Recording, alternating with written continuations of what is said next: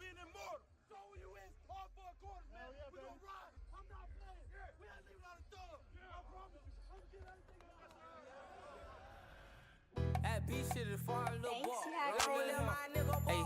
I like thanks to my nigga them.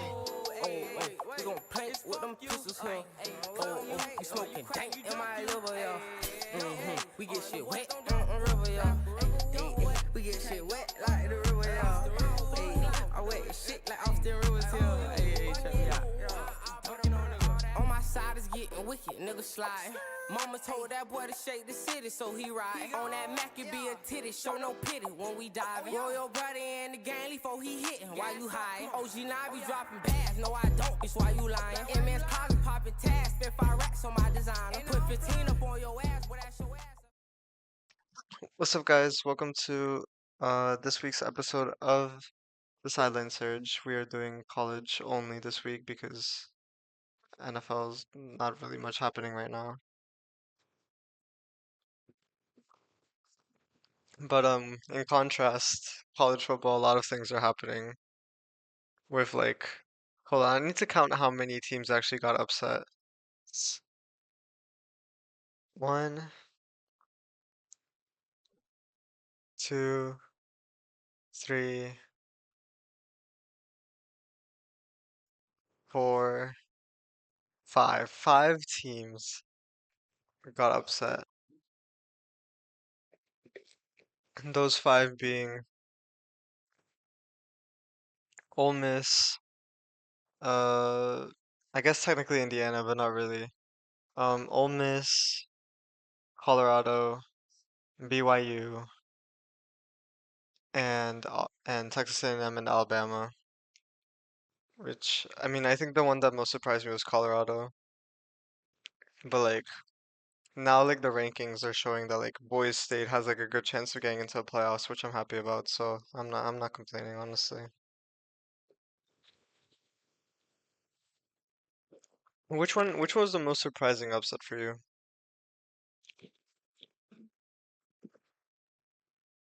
Um, it's between Colorado and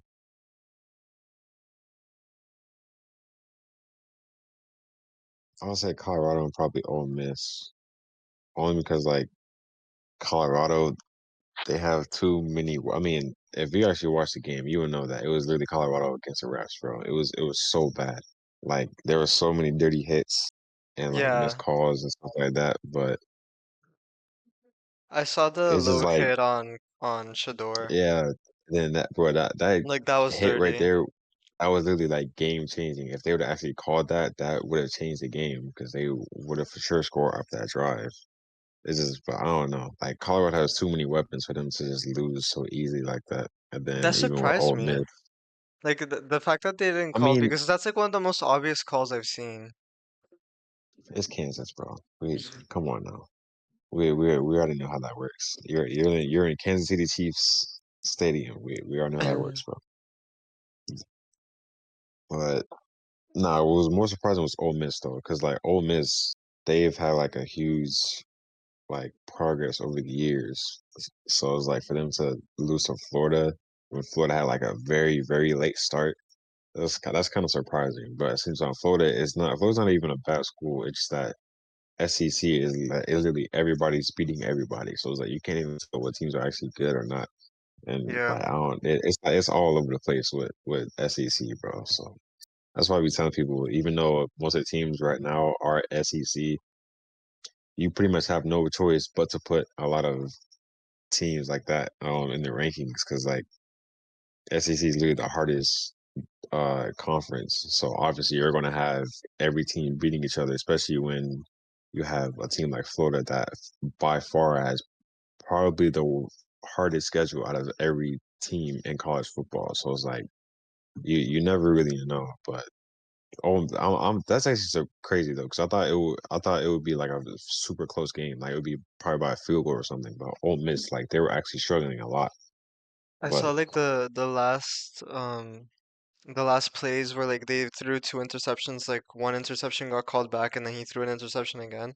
That looked Yeah, yeah. that was like just pure miscommunication. Like the quarterback was not in it. It looked almost I don't know, like bro. rigged. Like obviously it wasn't. Like I don't think it actually was, but like it looked so bad where like you have to say like, oh my God, like there's no way, like they must have done that on purpose type of thing. That's what I'm saying. Like that's starting to happen like a little too much now. It's like Yeah. it's difficult to tell what games are like actually like pure games instead of just horrible reffing and stuff. So I don't even know, bro. It's a lot of stuff going on in college football, bro. It's bad. Yeah. And then the biggest upset in my opinion was Oklahoma. They beat Alabama 24-3. Like the fact that Alabama couldn't even score a touchdown is insane to me. Like I was not That, expecting it at all. that's true, but I already knew once Saban left, it was going to be on a downfall. But I know some people are still going to be going to Alabama because it's Bama. So Yeah. like right, this probably gonna be the season where they'll do like horrible, but at the same time, it's like you got to at least give them the flowers. They haven't lost 3 games since 2010, so like that says a lot. I So think I mean, yeah. I don't know. It was just an awful game for Bama, I think. I mean, Jalen Milroe had like 3 interceptions. Like I think it was just one of like just a really bad game. And like the Oklahoma's running game was like on point. Like literally, like they had 257 rushing yards like the whole game. So it's just a mismatch. I think it's just one of those games where like it's like Bama just played bad, like plain and simple. Like there's no other way to put it. Yeah, Which I mean, objectively, is probably gonna hurt Milroe's draft stock too. nah. And that's the one thing people gotta understand, bro. There's not a lot of QBs in the draft class, bro. So people be saying like, oh, their Yeah, draft stock is going down, but in reality, it's not. 'Cause there's a lot of teams that need QBs right now, so their draft stock is not really being affected at all. like right now, So that I mean, the top QBs I would say would be like Cam Ward and Shador Sanders. Shador Sanders first before Cam Ward. But like yeah. besides that, like Milroe and like Carson Beck had like really awful games. I feel would hurt kind of how high they would be taken. Um, but yeah, besides that. I think it's just gonna be like Shador Sanders before Cam Ward, but like they're gonna be pretty high up there. Especially if like teams like the Giants drop, they're gonna want a quarterback like really badly. And the other one, I want to get your opinion on this. I hadn't really, Arizona State had been kind of flying under my radar, and I thought that BYU would have no problem beating them, but they lost 23-28. What do you think about that game? What is it something that BYU did wrong? Is it Arizona just being better, like, or is it a combination of both? I mean, it's more of if you really know, like if you study football, is you would know it's a combination of both. And the reason why is because like with BYU is like undoubtedly a great team. Like they're not bad or anything. It's just that with BYU, they aren't like super used to a lot like underrated competition. Basically, like they're always going against like big names or whatever. So they're expected to have the like a lot of weight on their shoulders for that game. But people don't understand. I will always stand on this. Rankings don't matter, bro. We've always seen teams that nobody even really watches or nobody even talks about beat other teams because it's more of a media thing. It's more of like a popularity thing, bro. Like everybody's always watching the top teams. Everybody's always talking about Heisman and the draft class and stuff like that. But they're not actually studying and watching football, bro. Because if they really did, they would know that teams like Arizona State or even teams like Florida, like BYU, or even other teams like Houston, Texas A&M, they would know teams like that. They may not have as much popularity as those other very good teams, but the skill is still there. It's still a D1 school where you have D1 recruits. Like that is there's not really a lot of levels to it. It's not like you're NFL going against like UFL or XFL, something like Yeah. that. That's not how it is, bro. All of it is still college football. You're still all D1 recruits at the end of the day. So if whoever's more hungry, they're gonna get that opportunity and win the game overall. So that's why like even with I want to say Notre Dame, even with Notre Dame, bro, people have for recent years, people nobody talk about Notre Dame. Nobody. They always say like, oh, Notre Dame is like always a sleeper or whatever. But even then, it's less than a sleeper. Nobody has talked about Notre Dame in recent years at all. So it's like, come on, bro. Now you see them ranked basically top five right now. It's like, come on now. You cannot sit there and say just because it's not Texas, Georgia, Bama, Colorado, or even Tennessee, Ole Miss, LSU, or even South Carolina, Texas A&M. You can't say just because it's not one of those schools, they're not good. Like, come on, bro. I mean, It's and talent Notre all over Dame the put up country, 49 on the Army too. and that's what like. It's literally talent all over the country, bro. Like, it's not just a one area thing. It's not a SEC thing. They got Oregon. Oregon is literally on the West Coast. Like, bro, nobody is on the West Coast besides like UCLA, USC. There's not too many like top West Coast schools. I'm talking about like West Coast, like all the way from Washington Yeah. all the way down to California. There's not too many top schools, especially in recent years. Maybe as far as legacy, but that's not how it is. That's why I be telling people like there's literally nothing else that can prepare you more for a game instead of getting off of social media because everybody's gonna they're all gonna pick sides, bro. But everybody's gonna pick sides, everybody's gonna have their opinions or whatever. And Yeah. just because of recent stuff or stuff in the past, they're gonna say like, oh, this team is gonna win, whatever. Nah, bro. Oh, ASU is for sure a sleeper. BYU, I would say the one thing that BYU like they for sure struggled on though because they lost to Kansas before. So like Yeah. that's what really like really messed them up because they've struggled almost like throughout the whole season, except for I think it was when they played Arizona, when they played Baylor. They didn't struggle too much during those games, but at the same time, it's like it's not about it's literally this game. It's not about last game. So it's like with BYU, their schedule hasn't been too hard. It's they've gotten close to too many non-ranked teams, and yet they're really a top 10 ranked team. So it's like that says a lot. Yeah. And that's exactly why I'm saying like rankings really don't matter in college football, bro, and in almost any like level of football. What are there any West Coast teams? Well, I guess Arizona State, Las Vegas, and that's like kind of it. Like West Coast, like California, there's none ranked right now.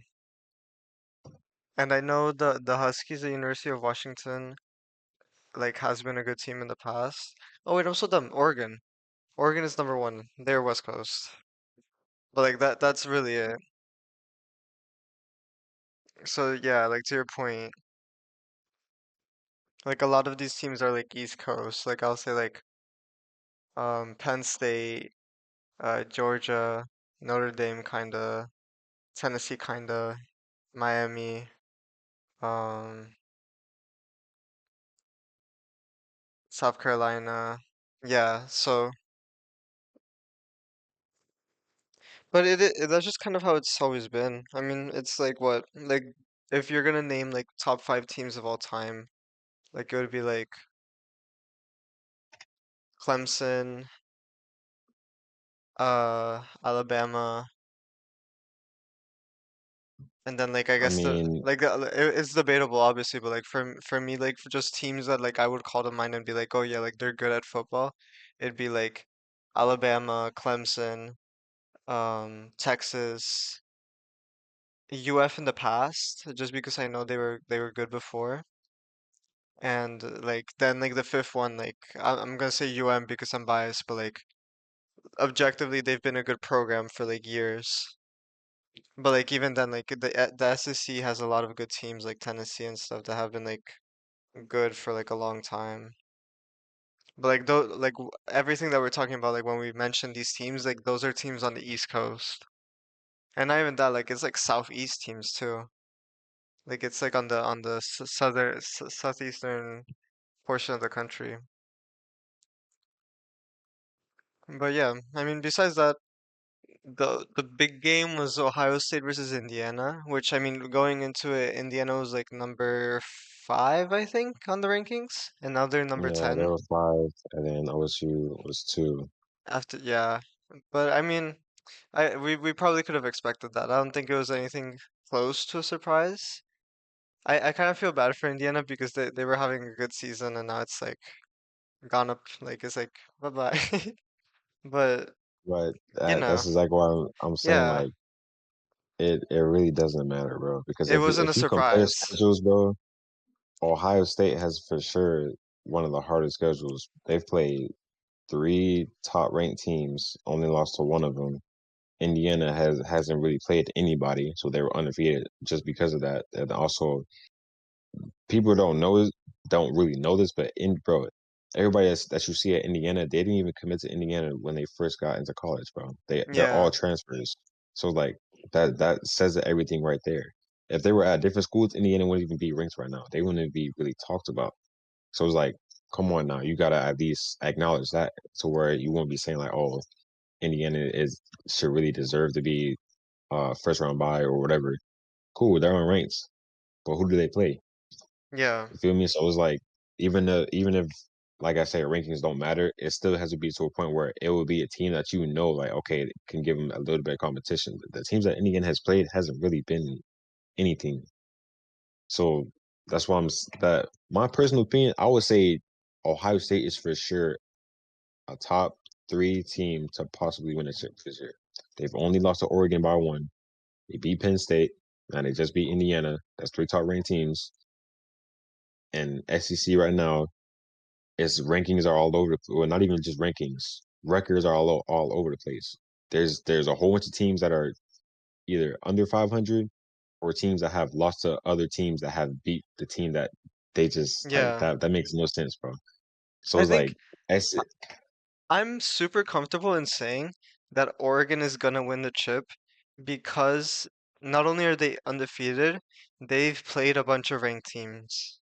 Like we can say like any of the other teams like oh they have a chance to win the chip, but we've seen them lose against ranked teams. And Oregon, it's not like they're undefeated playing non-ranked teams. No, like they've beat a bunch of ranked teams. So like what if I'm saying like Oregon is gonna win the chip, like I can say that confidently and like I will bet money on that type of thing. Like I feel very safe in saying that. I If like mean, yeah, if they that's lose in the playoffs, I feel like that would be like the biggest upset ever. Because I mean, let's see, I they've mean, beat Illinois, they've beat Ohio State, they beat Boise State. So like it's not many, but I mean they beat the number 2. They beat Boise State, which is a pretty strong team. They beat Illinois, which is another ranked team, and they've beat a bunch of other good teams. So like unless they lose against Washington, I feel very comfortable in saying that they have a really good chance at winning the chip. the only thing that Oregon like they're not used to high competition. Yeah, That's the problem because it's like you could easily walk in a room, you go walk in somewhere with a chip on your shoulder, and you can have as much confidence in the world, but yet you're not being prepared or used to playing that super high level of competition or just a high level of defense or offense. That that really like changes the game because we've seen it with Colorado, bro. Colorado, they were literally supposed to win that game. They're supposed to dominate yeah, Kansas, but yet they walked in with a chip on their shoulder.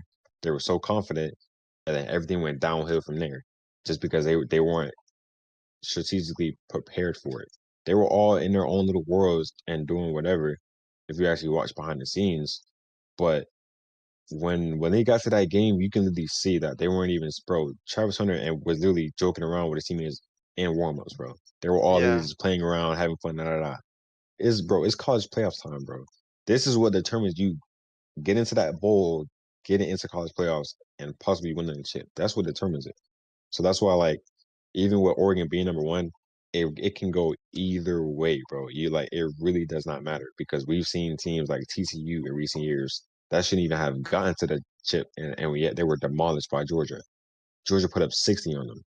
So it's like even with teams that are super high ranked or that's undefeated, it really does not matter because if you're not prepared on every level or even just in game, you're not doing what you're supposed to do, it comes back to bite you, bro. It really Yeah. does because you could literally have everything. You could be prepared for literally everything. And that one play or that one drive or one mental mistake can literally change the whole outcome of the game. So that's why, like, where Oregon, even though Oregon is one of my favorite teams, it's like I still can't say it confidently because you never know what happens for it. They could easily get a rematch against Ohio State, and Ohio State can whoop them. So it's like I don't even know, bro.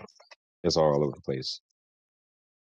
Do you think losing the game against Kansas hurts Travis Hunter's chances at being Heisman or No, still it solid? was. It's just if Because like with that game, what I'm thinking is that like if Travis Hunter doesn't make it into the playoffs and Ashton Genty does, and then Ashton Genty performs in the playoffs, would that make him a more valuable contender to the trophy than Travis Hunter? but this is what I always say to people.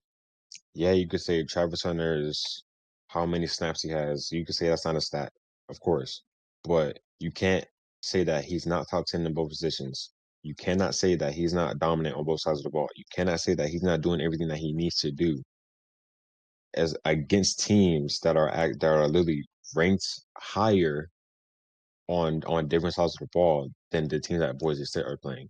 So it's Yeah, like that's why I always tell people, even though he may not have gotten 2, 3 touchdowns this game, or he may not have gotten a pick this game, if you really know football, having no stats as a DB is the best stats. That's literally how it's supposed to be. A DB should not have all the yeah. tackles. That's literally The horrible less because that tackles you means have, the better. Yeah, exactly that literally means your other teammates are not doing their job.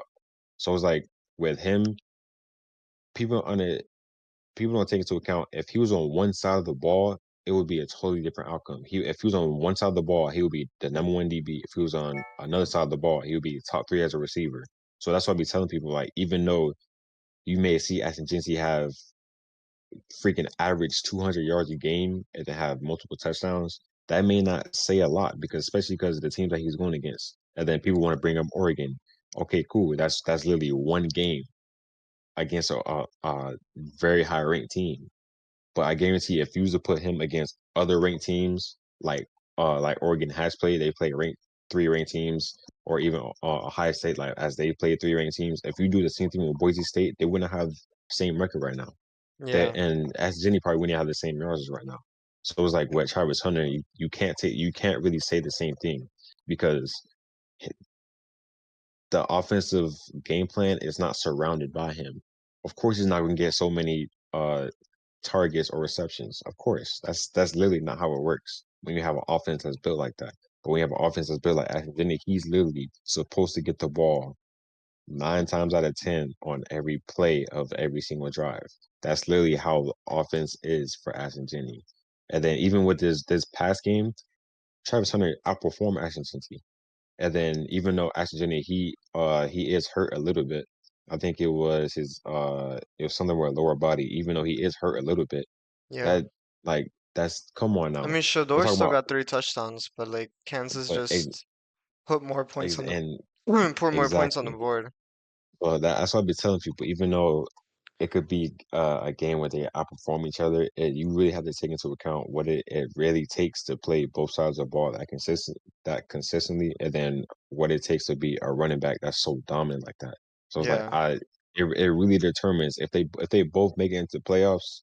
That's what's really going to determine it yeah. because right because Travis had less yards, but one more touchdown than Ashton Genty. Exactly. And then Yeah. even on defense, he played better on defense than on offense, if I'm being honest. It was just the fact that they couldn't stop the running game. If they stopped that Yeah. running game, bro, like they would And he easily won the can't do game. anything about that. Like objectively, like he's not like the run stopper. He's like coverage. Exactly. So like I don't know. It's just for both of them. It really determines if they make it into playoffs because if Yeah. one of them doesn't make it, then that conversation is pretty much settled. Because So my I don't my know. thinking for it, like it's not so much that it's settled, but it's like if one of them makes it and the other doesn't, then the one who makes it needs to win at least one game. Like if they do, even if they lose, if they do really well that one game in the playoffs against a good team, that adds to their value.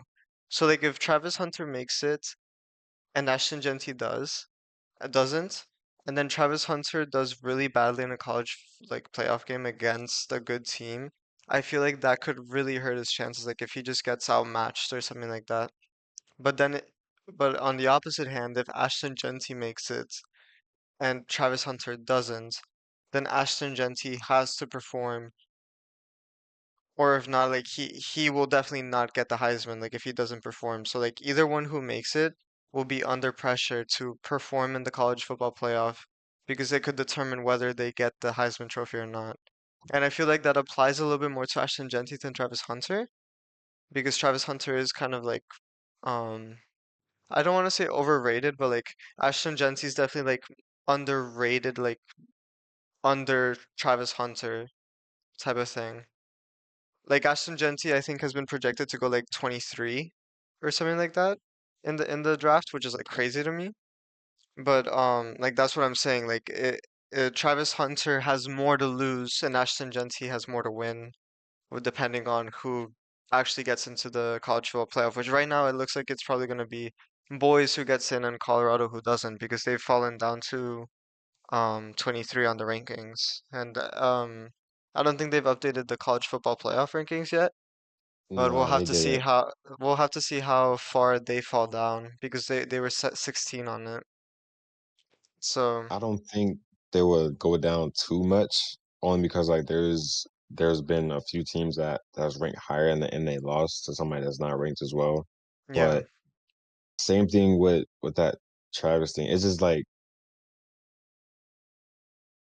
Travis is he's setting records while Aspen is trying to break them is the thing, bro. Yeah. Is people understand that, and there's especially in this era of college football, bro. There's so many people that are not as skillful as people really think they are. So it's like it's easy for a very dominant running back to go against a team and run all over them. That it's so easy for that, but it's not What do you easy for think is you more to important, to break records or to set them?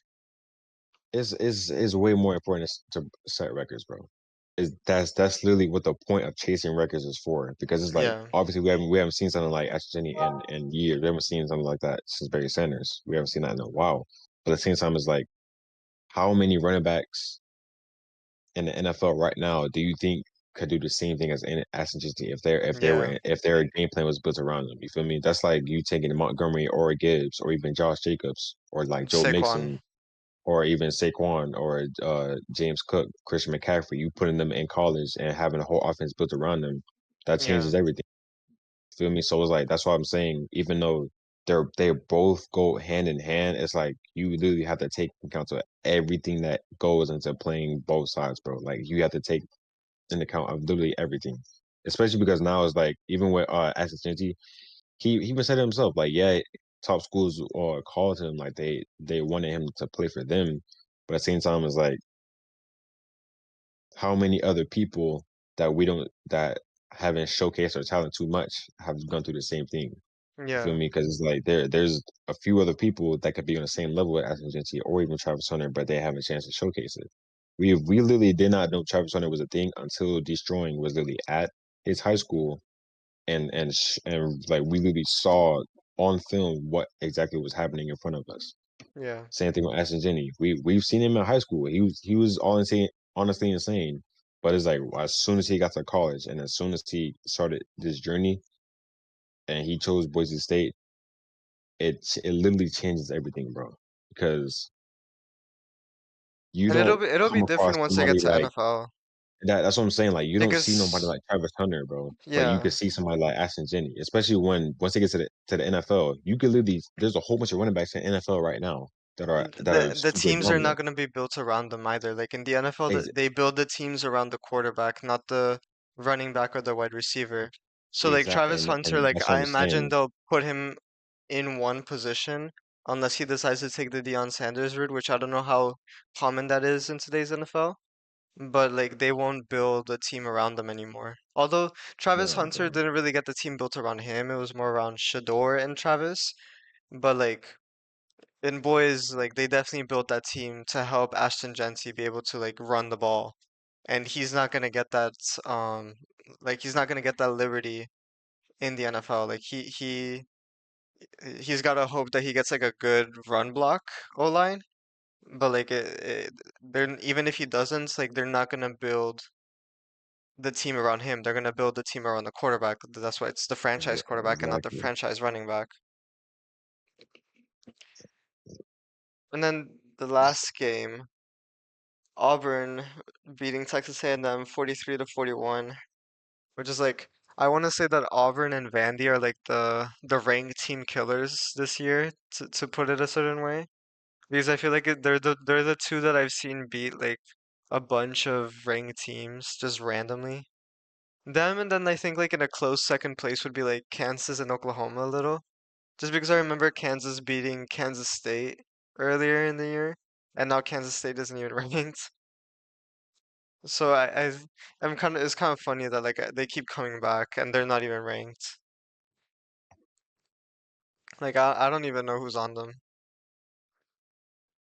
I feel like I'm happy now because like we're gonna get to the draft and like I'm actually when like the names come on screen I'm going like oh my God I actually know them like I they played I saw them play like I'm actually gonna know who the hell they are now. It's gonna be different, bro. Yeah, It's that and honestly, I don't know what people like. What's with people saying like, "Oh, this is the worst draft class ever." This is like, it really bro, isn't.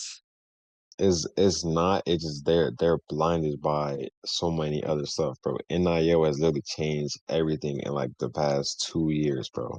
Yeah. Literally, Bryce Underwood literally said was literally committing to LSU that all of a sudden flipped it back to Michigan for a $10 million offer, bro. Like, come on And now. Then Tom you Brady is have a mentor. Did you see that? And exactly Tom Antoine, Brady being exactly. a, like a You have Tom mentor. Brady as a mentor, and then even with Colorado, you have number one QB Julian. It's like, come on, bro. Yeah. NIL is literally changing so many But stuff around. It's like do you have a you problem with NIL or do you think it's good? nah, bro. And it's just what I would say is it's now it's taking the love out of I want to say it's taking a love out of like royalty basically because it's Yeah. so many teams that have ride with other teams like throughout their whole life all the way up until college to a point where it's like oh they give me some money all right bet I'm out I'm leaving like Yeah. NIL is not supposed to be that insane, bro. If we being honest, they don't need that much money. They're already about to go to the league, especially if it's a, a very high ranked player like that. Yeah. You're determined to go to the league, bro. So that's not even a problem. Especially in the fact that now you have people teaching financial classes to make sure they keep that money. It's like, Yeah. it's like, what's the point? If you're literally gonna give them all that money just for them to have to take finance classes and possibly not even do that great in the NFL, there's no point in doing that. And it's like it messes up everything all around because LSU was bro. There's so many people that was committed to LSU, and then all of a sudden they're leaving. There's so many people who are committed to other places now. All of a sudden they're leaving because of NIL. Yeah. NIL has literally changed everything. So it's like now when you have all of these schools that aren't as talked about with all this 5-star or 4-star talent is like now when you see them go against Bama and then you see Miro throwing 3 interceptions, now saying, "Oh, Miro's worst QB in his class." Miro is not even like, come on, bro. Is people understand college football right now is probably the most even it has been in years. There's so many teams that are evenly distributed throughout the whole country because like bro it would be teams that you don't even know it would be teams in certain areas that you don't even like watch or whatever. But bro, come on now. When have you ever seen a 5 star go to somewhere that nobody even talks about? Yeah. So it's What like, I think come on. But what I like about it, like a lot of these kids, like football really is like I wouldn't say their only way out, but it is like the biggest way that they can get out and make it and make generational wealth. And I think that's why I like it. I think $10 million to give to like 18-year-olds is kind of insane. Like if I were to get $10 million, like that's kind of insane. But like I do get the money part of it. Like when I was looking at like university, obviously like I look at like where like I'm gonna have A, the best opportunity, and B, like good financial aid. But like this, I feel like this becomes a lot more than just financial aid because like school does not cost you $10 million, you know what I mean?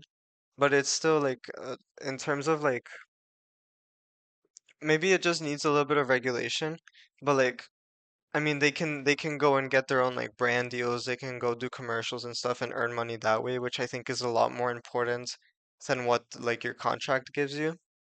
But it is kind of becoming a little bit more of a business. But I think as long as like all of the players kind of earn from that, it's a good idea because the schools were already earning like a bunch of money from like um brand deals, TV deals and stuff like that. So I think it's more like making sure the rest of the players and the rest of the students win out from that and not just like individual 5 stars going to like random schools that just have money to spend on them when like those schools could be spending that money better like on facilities or like the whole team or like other stuff because then it kind of just becomes like a little bit too much. the hmm, is if you watch college football over the last few years, well, not even just college football, if you watch football over the last few years, you would easily notice football is not even for the love of the sport anymore. Yeah, People either want to play football to be respected, to be known for money, or stuff like that. That's literally how football has changed now. That's why so many people are getting NIL deals. Before, it's either you committed to that college and you were committed. You were literally going there. You were not getting paid, or your school was already paid for it. So you didn't have to worry about that. Everything was there for you. You didn't have to worry about nothing else. And then you just played football. You went to the league and you did whatever. Now it's like is they made it to where you have either choice to you go to college and you get that money and then you could just disappear. Like that makes no sense, especially when it's from businesses that have no business doing it. You feel me? yeah, It makes no sense because why am I getting an NIL deal from like Aflac or something or from like Amazon? That makes no yeah, sense. Especially now when colleges are already paying you to play. It doesn't make sense for you to have a whole NIL deal from somewhere else or an endorsement from somewhere else. That's why I was like, if you're a college, it only makes sense to have a very reasonable deal for that player instead of you giving away tons of money and then it messes up everything all around. Because if NIL was never a thing, college will be all over the place right now. There would be so many other people in different locations, and we wouldn't even know who's actually like the best. We wouldn't even know who's actually going to the league because of how much competition there is. Now it's like NIL is literally you don't go here, I'm not giving you this money, or yeah, you don't go to this place, you're not getting this deal. It's stuff like that. So it's like with NIL, it's not even a problem because I have no problem with you paying players. That yeah. brings literally eyes to the franchise organization. That of course. So you're gonna get paid from that. You're easily And the gonna make team that is money gonna back. earn money anyways. Like if they're not playing the Exactly like players, that's just kind of stealing money from them because the yeah, like the team is not just like the brand. Like it's not just like U Miami that like is getting that money from the TV stations. It's like the players who are playing well that are getting that money for them because they're giving them good ratings. exactly like. But it's just they have to It needs like a little like tone tweaking. it down a little bit, bro. Like it's too much, bro. Because It's a little not new even anyways. in freaking college, bro. There's even NIL deals in high school, bro. There's people getting Yeah. NILs before they even go to college. Like, come on now. I think It's that's the starting to get craziest too part. much to where. Because But then I in that mean, case, like if it's high school, you start to deal with like kids who are underage. And I think that's when it kind of starts getting into like muddy territory. I mean, not necessarily because we've seen it with Bronny, we've seen it with Mikey Williams, we've even seen it Yeah. with Jeremiah Smith, Travis But Hunter. still, like We've you're seen it with still stuff like that. like it still gets to the point where But like you're starting to deal with people under the age, like with minors, and I feel like at that point like there can be a lot of space for like abuse. Maybe not now, but like in the future, if you don't like adjust certain things to make sure that like that it's like regulated or like that it like that there's no loopholes or anything. Like if you just tweak it a little bit because NIL is still like relatively new in terms of everything. So I think you just have to tweak certain things so that it's A fair and B so that you don't have like crazy things happening like just like in high school like that it maybe starts in college and that it doesn't cause like these imbalances in the whole like scheme of things in the whole D1 sphere. I mean, that's true as far as like trying to tweak it because it is you are dealing with underage kids, but that's kind of why they started with high school because they start to notice that all those top like ranked kids that were determined to go to D1 in college and determined to go to professional, that's why they give them that money. We Yeah. because literally with like Mikey Williams, he really signed a deal when he was, I'm pretty sure, either a freshman or a sophomore, and then yet now he's literally probably going to do only 1 year in college, and now he's going to the league. So that's why like with high school, it could be strict, but they're not. With high school, they're smart. They're not going to go towards kids that they know is not going to waste the money Yeah. because those kids are for sure going to go professional because those are the kids that are in it like with their whole heart, 100% of their heart. So that's why it's like with high school is different because you are it's already a 3% chance of you even getting into college, even going D1 out of high school. So with college, it's like now that's more of where NIL starts to kick in because now you have a 1% chance of making the league. You have a 1% chance of even being noticed. Feel me? So it's like that. That's kind of why in college, that's where it really determines of how much you're going to pay. Because bro, it makes no sense for athletes to be getting paid this much just to only do the 3 years, then not even do anything in NFL, bro. Like it doesn't make sense, Yeah. bro. So I don't. NA is not a problem. It's just they probably within like the next 2 3 years they gotta for sure have some tweaks to it because that is going to honestly ruin sports in general if they don't fix anything. Yeah. Well, I think that's good for this episode. We went to like 42 minutes, so that's like pretty good. Pretty good special since we're not having an NFL episode. But yeah, thank you guys for watching. We'll be back. Oh, we might not make an episode because of Thanksgiving. We'll probably be back after Thanksgiving once everything kind of chills out and we're back to like, well, I'm back in the dorm. But yeah, have a good Thanksgiving, everyone, and see you guys next episode.